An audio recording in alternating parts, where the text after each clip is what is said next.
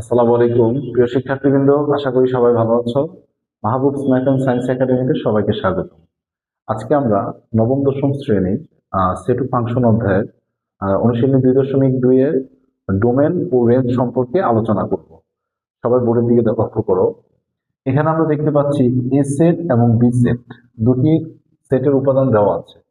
আমরা এ into B, আমরা এর আগের একটি ক্লাসে তোমরা নিশ্চয়ই দেখেছ কার্টেশীয় গুণজটা কিভাবে নির্ণয় করা হয়।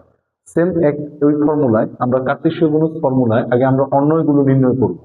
লক্ষ্য করো, এ সেটের উপাদান এ বি গুণ বি সেটের উপাদান 1 2 3। তাহলে আমরা কার্টেশীয় গুণজের মাধ্যমে প্রতি দুটি উপাদানকে ক্রমজোড়ের মাধ্যমে আবদ্ধ করি। তাহলে এখানে প্রথম সেটের প্রথম উপাদান এবং দ্বিতীয় সেটের প্রথম উপাদান প্রথম বন্ধনীর মাধ্যমে আবদ্ধ করলাম। সেম একইভাবে এর সাথে আবার 2, আবার এর সাথে 3, তারপর বি এর সাথে আবার প্রত্যেকটি উপাদান বি1 বি2 বি3। আমরা কিন্তু প্রত্যেকটি উপাদানকে মানে প্রতি দুটি উপাদানকে ক্রমজোড়ের মাধ্যমে আবদ্ধ করেছি।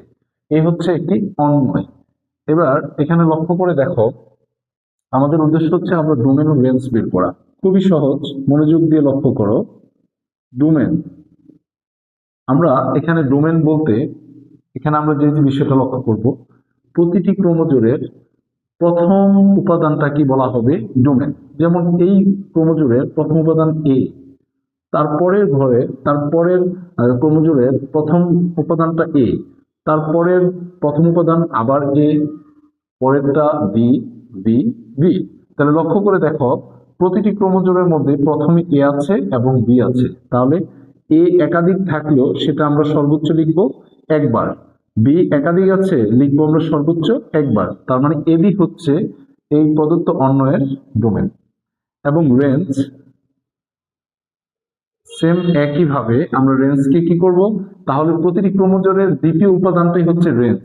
তাহলে এখানে আছে 1 2 3, আবার 1 2 3, তার মানে 1 2 3 সবার মধ্যে বিরাজমান।